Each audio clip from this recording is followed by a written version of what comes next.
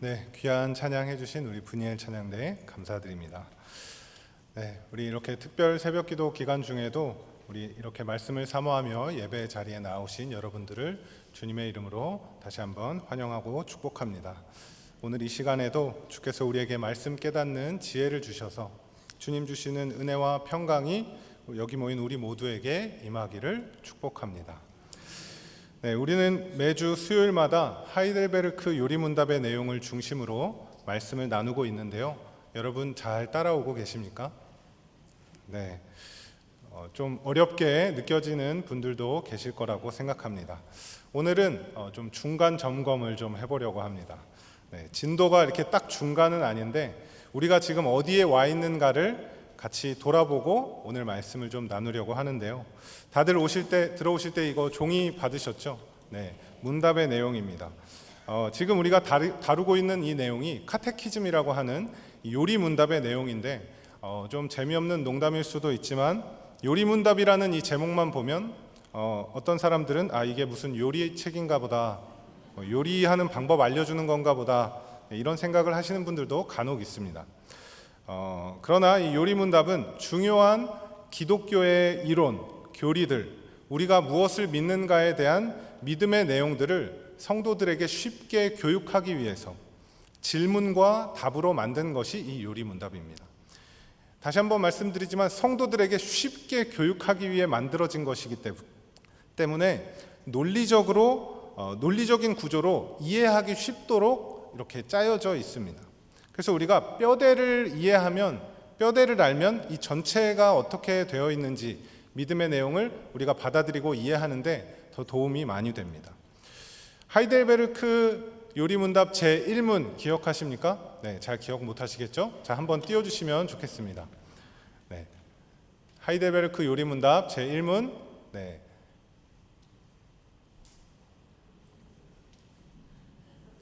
네, 살아서나 죽어서나 당신의 유일한 위로는 무엇입니까? 살아서나 죽어서나 나는 나의 것이 아니요 몸도 영혼도 나의 신실한 구주 예수 그리스도의 것입니다.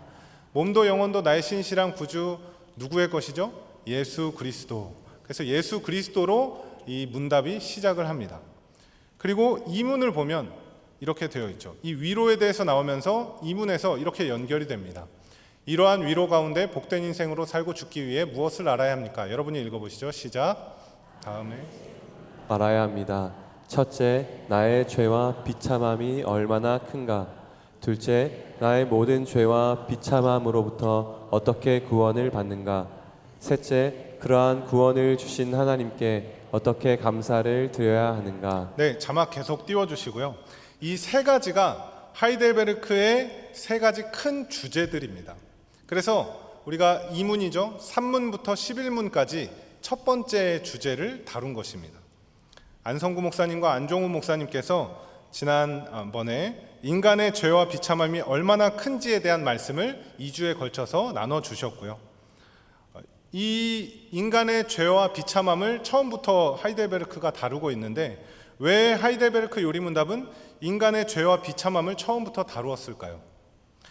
복음을 설명하는 데 있어서 우리가 이 논리적인 구성을 이해해야 합니다. 우리의 죄가 얼마나 심각한지, 우리가 얼마나 비참한 존재인지 알아야만 우리가 뭘 깨달을 수 있을까요? 구원의 필요성을 깨달을 수가 있는 것입니다. 그래서 두 번째 주제가 뭐냐면 나의 모든 죄와 비참함으로부터 내가 어떻게 구원을 받겠느냐 하는 것이죠. 여기서 드디어 누가 등장하냐면 우리의 중보자 되시며 구원자 되신 참 사람이시면서 동시에 참 하나님이신 예수 그리스도가 나오게 되는 것입니다. 그래서 11문까지 앞에 죄와 비참함의 심각성에 대해 다루었고 12문부터 두 번째 주제의 내용을 다루고 있는데 20문에 보면 이런 문답이 나옵니다. 제가 질문을 읽고 여러분들이 답을 읽어주시면 됩니다. 그러면 아담 안에서 모든 사람이 멸망한 것처럼 그리스도를 통하여 모든 사람이 구원을 받습니까? 아닙니다. 참된 믿음으로 그리스도에게 연합되어 그의 모든 은덕을 받아들이는 사람만 구원을 받습니다. 네, 이렇게 말하면서 참된 믿음이 중요하다는 것을 알려주고 계시죠. 이 부분에 대해서는 서동빈 목사님께서 전에 이 모든 말씀과 인간의 역사와 하나님의 역사와 이런 것들이 다 나를 위한 것이다 라는 것을 우리에게 깨닫게 해주었습니다. 여기서 이제 참된 믿음으로 구원을 받는다라는 내용이 나오니까 여기서 이제 우리가 궁금해져야 되는 겁니다. 그러면 과연 참된 믿음이라는 것이 무엇일까? 그래서 나오는 것이 그 다음 21문의 내용인 것이죠. 21문 내용 한번 읽어보겠습니다. 참된 믿음이란 무엇입니까? 하나님께서 그의 말씀에서 우리에게 계시하신 모든 것이 확실한 지식이며 동시에 성령께서 복음으로써 내 마음속에 일으키신 굳은 신뢰입니다. 네, 계속 띄워주시고요. 자막. 여기 보시면 참된 믿음은 두 가지 요건이 충족되는 것인데, 하나는 하나님께서 그의 말씀에서 우리에게 계시하신 모든 것이 진리라고 여기는 확실한 뭐죠? 지식입니다. 그리고 다른 하나는 성령께서 복음으로써 내 마음속에 일으키신 굳은 신뢰인 거죠. 확실한 지식과 굳은 신뢰, 이 두 가지가 합쳐진 것이 참된 믿음이다, 이렇게 설명하고 있습니다. 그래서 여기서 또 파생되는 두 가지 주제가 생겨난 것인데요, 확실한 지식과 굳은 신뢰에 대해서. 굳은 신뢰에 대해서는 더 나중에 다루게 될 것이고, 먼저 그 확실한 지식이 무엇이냐, 그래서 우리가 믿어야 할 내용이 무엇인가, 그렇게 믿음의 내용이 무엇인가 했을 때 사도신경에 그 믿음의 내용이 요약되어 있다라고 하면서 사도신경에 있는 내용들을 지금 우리가 같이 살펴보고 있는 중인 것입니다. 이 사도신경은 우리가 매주 주일마다 예배 때 함께 고백하고 있는데요, 사도신경의 첫 화면을 한번 띄워주시겠습니까? 네, 사도신경에 보시면 전체가 삼위일체 하나님에 대한 고백이 나오는데요, 한상권 목사님과 김증인 목사님께서 지난번에 성부 하나님에 대해서 이 사도신경의 첫 번째 줄, 우리가 보는 걸로는 두 번째 줄까지죠. 네, 그 줄에 해당하는 내용의 말씀을, 성부 하나님에 대한 말씀을 전해주셨고, 그 다음으로 이제 세 번째 줄부터 그 단어 중에서 안종훈 목사님께서 예수라는 이름에 대해서, 예수 가장 귀한 그 이름 해서 말씀을 전해주셨고, 또 그 다음 주에 안성구 목사님께서 지난주에 그리스도라는 이름에 대해서, 예수는 그리스도시다라는 주제로 말씀을 전해주신 거죠. 그래서 성자 하나님이신 예수 그리스도에 대해서 지금 우리가 살펴보고 있는 중입니다. 이제 논리적인 흐름과 구조가 조금 이해가 되십니까? 네, 하이델베르크 요리문답을 배우면서 각각의 내용 자체도 의미가 있고 우리에게 유익이 되지만, 이 흐름, 특히 우리가 이 사도신경을 배울 때 우리가 매 주일 드리는 그 사도신경의 고백, 이것이 단순히 형식적으로만 드리는 것이 아니라 그 고백들을 하나하나 깊이 있게 우리가 이해하게 되고 더 깊이 있는 고백으로 드릴 수가 있게 되는 것입니다. 오늘은 이 흐름에 이어서 제가 여러분과 함께 살펴볼 내용은 그의 유일하신 아들, 우리 주라는 표현에 대해서 그 의미를 생각해 보려고 합니다. 그런데 여기서 여러분 좀 이상하게 느끼셔야 되는 부분이 있습니다. 순서상 아까 사도신경을 보면 나는 그의 유일하신 아들 우리 주, 이 표현이 예수 그리스도보다 더 앞에 나와 있는데요, 왜 하이델베르크 요리문답에서는 예수 그리스도를 다루고 나서 그의 유일하신 아들 우리 주, 이것을 다루는 것일까요? 왜 그러신 것 같으세요? 네, 이 요리문답이 어디서 만들어졌다고 했죠? 독일에 있는 하이델베르크라는 곳에서 만들어졌습니다. 독일어로 사도신경을 보면 영어도 마찬가지인데요, 순서가 다르게 되어 있습니다. 번역해서 보면 이렇게 두 번째 줄이 이렇게 되어 있습니다. 나는 예수 그리스도를 믿습니다. 그의 유일하신 아들 우리 주, 이렇게 되어 있습니다. 그래서 먼저 예수 그리스도 이것을 다루었고, 그 다음에 오늘 그의 유일하신 아들 우리 주, 이것을 다루는 것입니다. 그러면 다음 주 수요일에는 무엇을 다룰까요? 다음 주 수요일에는 축복성회가 있습니다. 네, 축복성회 다들 나오셔서 많은 은혜 받으시고, 축복성회 그 다음 주에는 무엇을 다루냐면 성령으로 잉태되어 동정녀 마리아에게서 나셨다, 이것을 다루게 될 것입니다. 자, 좀 길었지만 여기까지가 이제 중간 점검이고요. 오늘은 그래서 그의 유일하신 아들 우리 주의 의미를 같이 살펴보겠습니다. 나눠드린 문답의 내용 중에 먼저 33문의 질문을 제가 읽으면 여러분이 답을 해주시면 됩니다. 33문입니다. 우리 역시 하나님의 자녀인데 그분을 왜 하나님의 독생자라 부릅니까? 왜냐하면 오직 그리스도만 본질로 하나님의 영원한 아들이시기 때문입니다. 우리는 그리스도로 말미암아 은혜로 입양된 하나님의 자녀입니다. 네, 여러분 우리가 시험을 볼 때 중요한 것이 출제자의 의도를 파악하는 것입니다. 그렇죠? 네, 출제자의 의도를 파악하려면 뭘 잘 봐야 되냐면 질문을 잘 봐야 합니다. 질문이 말하고자 하는 것이 뭔지를 빨리 캐치해내야 되는 것이죠. 이 요리문답도 마찬가지입니다. 이 요리문답의 특징은 질문 속에 그 가르침의 목적이 분명하게 나타난다는 것입니다. 33문의 질문이 뭐죠? 우리 역시 하나님의 자녀인데 그분을 왜 하나님의 독생자라고 부르는 것입니까? 그러니까 예수 믿는 모든 자들이 다 하나님의 자녀들인데 그분을, 여기서 그분은 누구죠? 예수님을 왜 예수님만 하나님의 독생자다 이렇게 부르는 겁니까? 이것은 우리 인간이 예수님과 맞먹겠다, 동급이다 이것을 어필하려는 것이 아니라 예수님도 하나님의 아들이고 우리 인간도 하나님의 자녀들인데 무엇이 다른가? 유일하신 아들이다, 독생자다라는 것이 과연 무슨 의미인가? 이것을 살펴보고 그것을 가르치려고 하는 것입니다. 성경에도 보면 예수님을 독생자라고 표현을 하고 있죠. 우리가 아주 잘 아는 성경에서 가장 유명한 성경 구절 요한복음 3장 16절 말씀에 보면 그렇게 나오는데요. 하나님이 세상을 이처럼 사랑하사 독생자를 주셨으니, 네. 하나님이 세상을 사랑하셔서 자기 외아들 독생자를 주셨다. 이것으로 아주 오래전부터 많은 사람들이 참 감동을 받습니다. 여러분 중에 혹시 아들이 하나이신 분 있습니까? 네. 요즘은 딸이 더 귀하다고는 하는데 예전에는 아들이 훨씬 귀했죠. 네. 아들 못 낳은 며느리는 구박받고 며느리 대접도 제대로 못 받고, 혹시 여기 계신 분들 중에 그런 분들 계신지 모르겠습니다. 예전에는 아들이 참 귀했는데 외동아들은 훨씬 귀하게 생각했습니다. 그래서 3대 독자 이상은 군대도 안 가고 그렇게 귀하게 자라왔습니다. 그렇게 아들이 하나만 있는 게 참 귀한 건데 하나님께서 하나밖에 없는 소중한 아들을 우리를 위해 보내주시고 희생하셔서 우리를 구원하셨다. 그렇게 독생자에 대해서 설교도 하고 성도분들도 참 많은 은혜를 받고 그랬습니다. 그런데 이 성경에서 말하는 독생자, 유일하신 아들이라는 말의 의미는 우리가 일반적으로 생각하는 독자, 외아들의 의미와는 조금 다릅니다. 성경에서 예수님을 독생자라고 할 때 그 의미는 인간과 다른 유일성, 독특성의 의미가 담겨 있습니다. 이게 무슨 뜻이냐면 예수 믿는 자들도 하나님의 자녀라 부르고 예수님도 하나님의 아들이시다 이렇게 이야기를 하지만 예수님께 독생자, 유일하신 아들이다 이렇게 부르는 이유는 오직 예수님만이 본래부터 본질적으로 변함없이 영원하신 하나님의 아들이시기 때문입니다.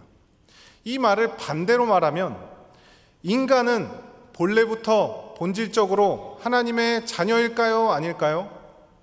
하나님의 자녀가 아니라는 겁니다. 인간은 본래부터 본질적으로 하나님의 자녀가 아니다를 지금 말하고 있는 겁니다.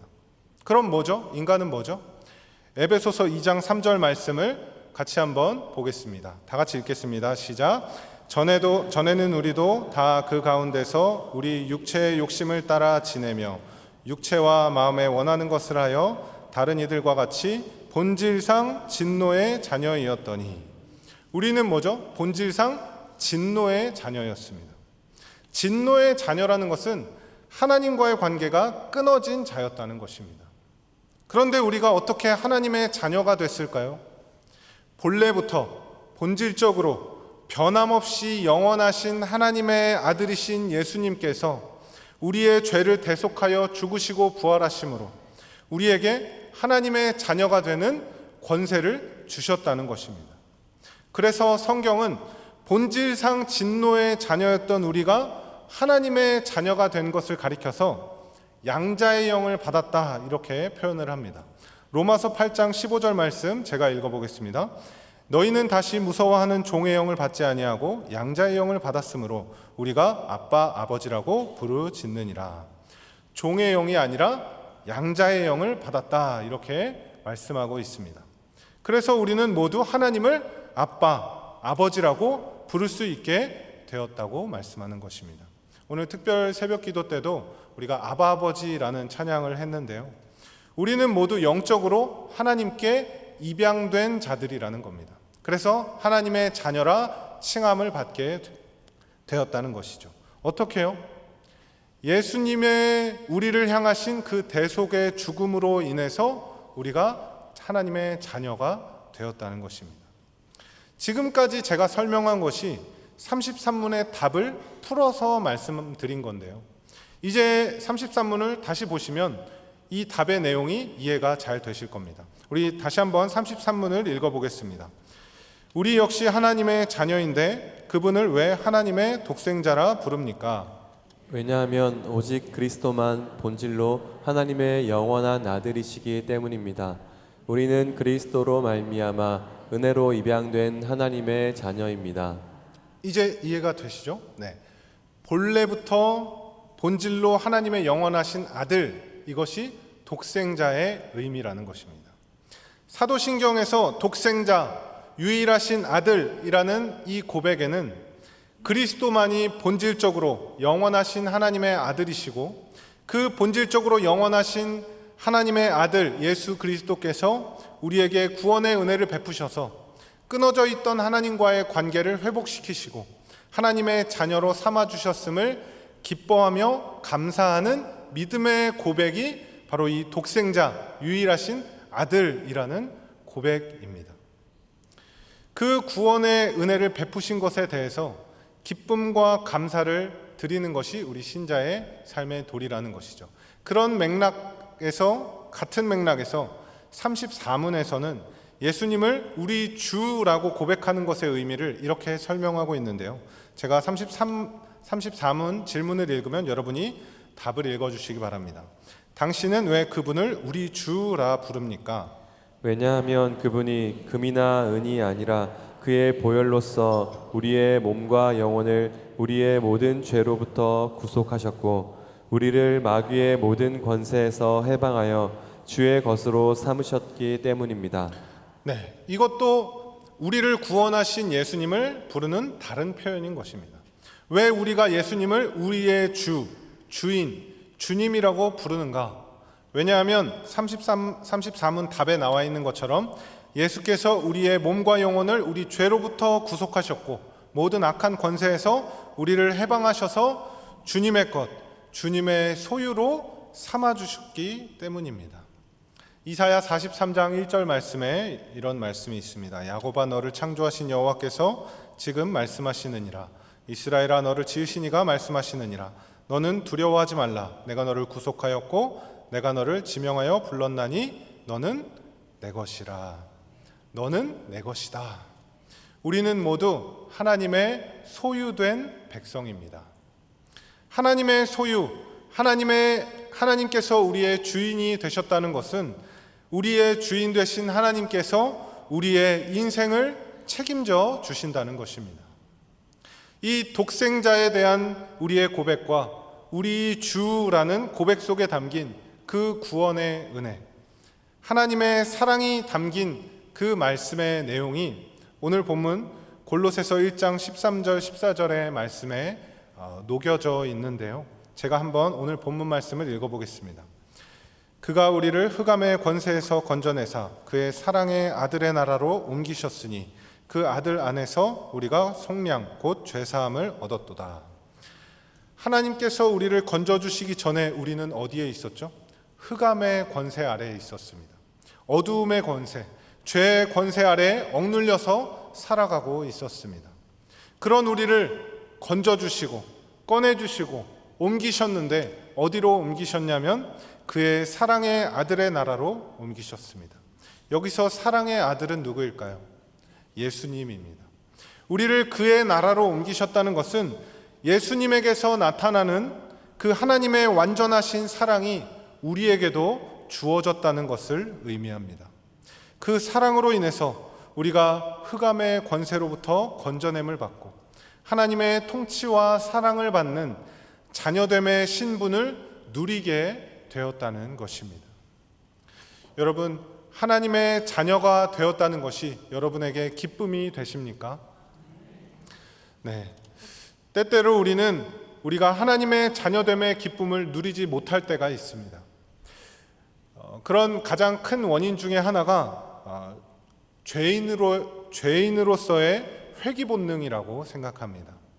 우리는 하나님 안에서 살아가는 것이 진정한 자유를 누리는 것인데 하나님 없이 내 맘대로 내 본능을 따라 살고 싶은 욕망이 올라올 때가 있습니다. 아버지가 있는 것이 기쁘고 감사한 일인데 나는 아버지 없이 살아가고 싶다면서 그렇게 내 맘대로 살아가고 싶은 죄악된 본능이 발동할 때가 있습니다. 그런 악한 본성이 우리를 독생자이신 본래부터 영원히 하나님의 아들이셨던 예수 그리스도의 구원의 은혜로 인해서 하나님의 자녀가 되었다는 그 기쁨을 누리지 못하게 하는 그런 이유가 될 수 있다는 것입니다. 그런데 또 한 가지, 우리가 하나님의 자녀됨의 기쁨을 누리지 못하는 이유는 하나님에 대한 왜곡된 이미지가 있기 때문입니다. 저희 집에 저와 저희 아내를 제외하고 또 다른 생명체가 셋이 있는데요. 아들, 딸 이렇게 있습니다. 애들이 지금도 아직 어리지만 지금보다 더 어렸을 때 어느 날은 제가 딸들에게 예뻐서 아유 우리 공주님 이렇게 하면서 이렇게 볼을 쓰다듬어 줬습니다. 그랬더니 갑자기 이 딸이 저에게 이렇게 얘기하는 겁니다. 날카로운 목소리로 당장 이 녀석을 지하 감옥에 가두어라. 그래서 갑자기 지하 감옥은 뭐고 나한테 왜 공주님이라고 예쁘게 얘기했는데 왜 그런가 해서 봤더니 얘네들이 보는 만화가 있었어요. 그 당시에. 근데 거기에 공주가 나오는데 그 공주가 아주 날카롭고 까랑까랑한 목소리로 걸핏하면 화를 내면서 하는 대사가 이겁니다. 당장 저 녀석을 지하 감옥에 가둬라. 제가 딸들에게 우리가 일반적으로 아는 그 공주들 있잖아요. 백설공주나 뭐 이런 예쁘다고 하는 그런 공주들 만화나 이런 거를 보여준 적이 없었어요. 근데 얘네들이 만화를 봤는데 공주가 거기 나오거든요. 그랬더니 얘네들한테 공주의 이미지는 뭐냐? 날카롭고 신경질적이고 화가 많고 많은 사람들을 어디에 가둘까요? 지하 감옥에 가두는 그런 사람이 공주인 거죠.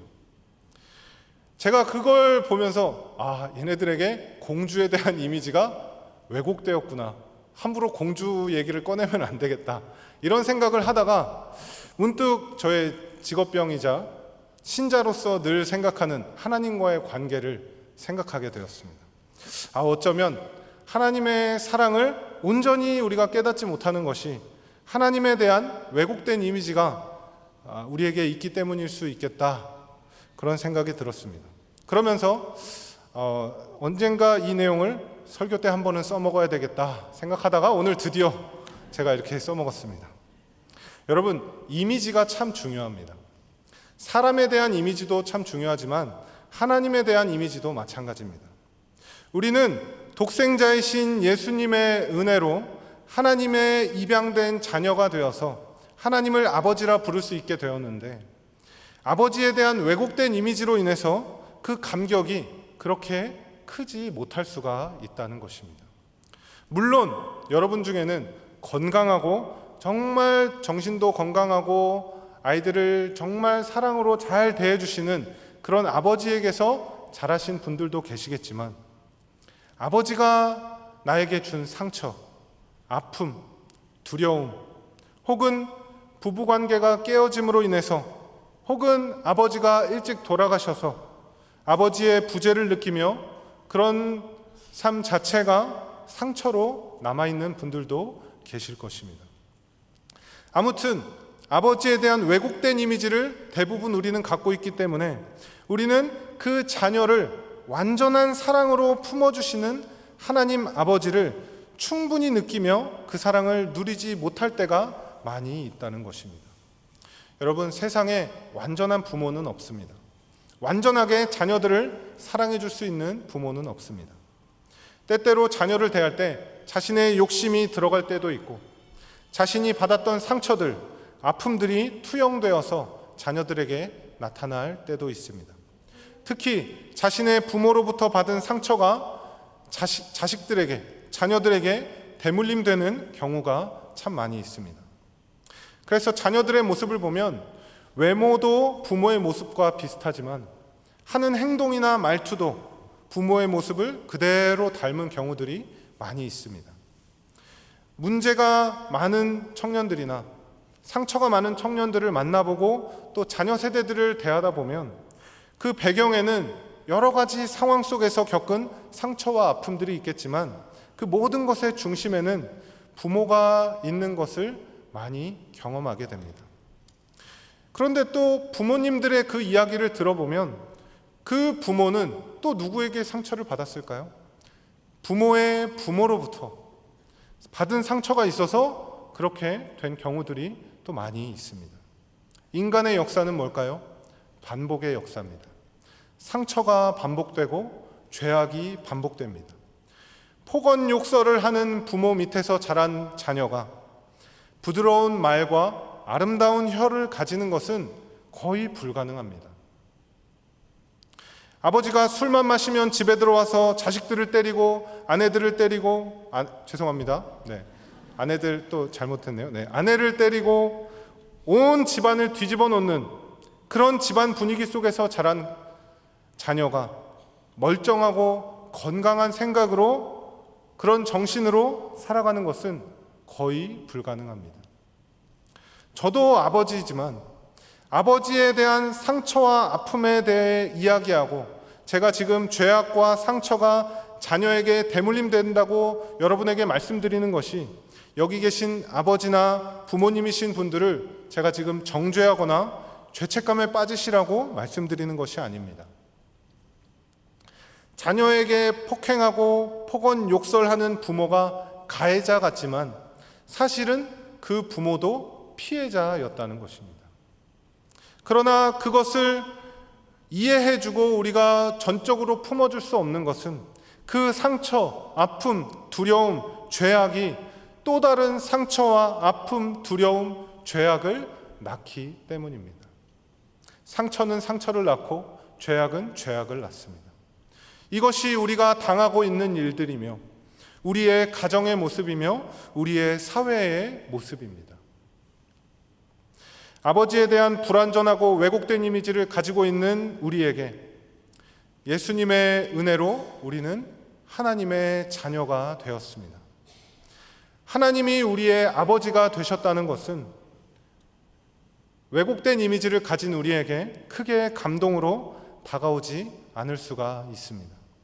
사랑에 항복하다라는 기독교 책을 쓴 데이비드 배너라는 사람은 그 책에서 하나님을 아버지로 부르게 한 것은 기독교 마케팅의 실수처럼 보인다 이렇게 말을 했습니다. 그렇게 말한 것은 그것이 진짜 실수가 아니라 그만큼 이 세상에서 아버지에 대한 상처와 아픔이 있는 사람이 많다는 뜻이겠지요. 우리가 하나님께 실망하고 아버지로서 하나님을 온전히 신뢰하지 못하고 하나님이 나의 아버지로서 내가 하나님의 자녀가 되었음에 대한 온전한 기쁨을 누리지 못하는 것은 내가 가진 아버지에 대한 왜곡되고 불완전한 이미지 때문일 수가 있습니다. 오늘 요리문답 34문에 나온 우리 주에 대한 고백도 마찬가지입니다. 우리는 하나님이 나의 주인이 되시며 내가 하나님의 소유가 되었다는 것에 대해서 주인에 대한 왜곡된 이미지 때문에 별로 감동을 받지 못할 수가 있습니다.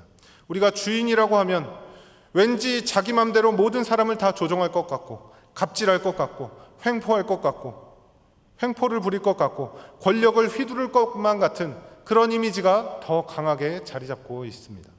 그런 이미지가 더 강한 이유는 세상이 악해서 우리가 그런 주인들을 너무 많이 보았기 때문입니다.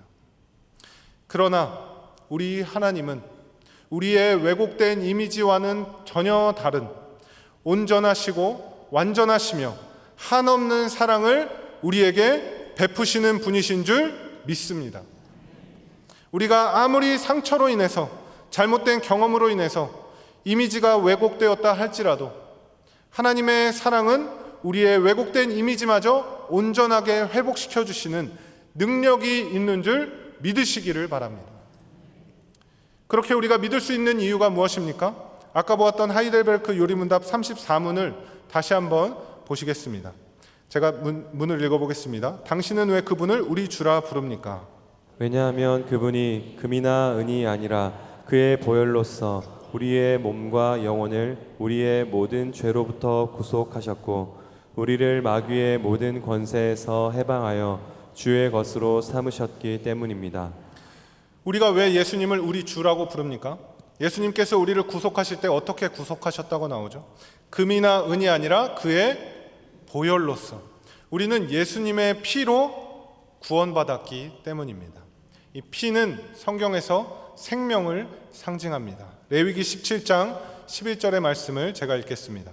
육체의 생명은 피에 있음이라.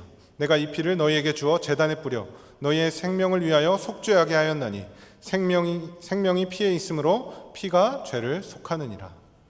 예수님의 피로 우리는 생명을 얻은 자들입니다. 하나님의 사랑은 우리에게 그리스도의 피로 생명을 주셨고 생명이 우리를 다시 살리시고 회복해 하시는 줄 믿습니다. 아버지에게 있어서 자녀는 온전한 사랑의 대상이며 사랑의 이유입니다. 비록 이 땅에서 우리가 불완전한 아버지로 인해 아버지의 이미지가 왜곡되었을지라도 하나님의 사랑은 우리에게 하나님의 자녀됨의 기쁨을 회복시켜 줄 줄 믿습니다. 하나님이 우리의 아버지가 되셨기 때문에 우리는 우리의 아버지 되신 하나님께 우리 삶의 필요를 요구할 권리가 있습니다. 그리고 아버지는 자녀에게 온전한 사랑을 베풀어야 할 의무가 있습니다. 우리는 그 사랑의 관계 속으로 들어오게 된 것입니다.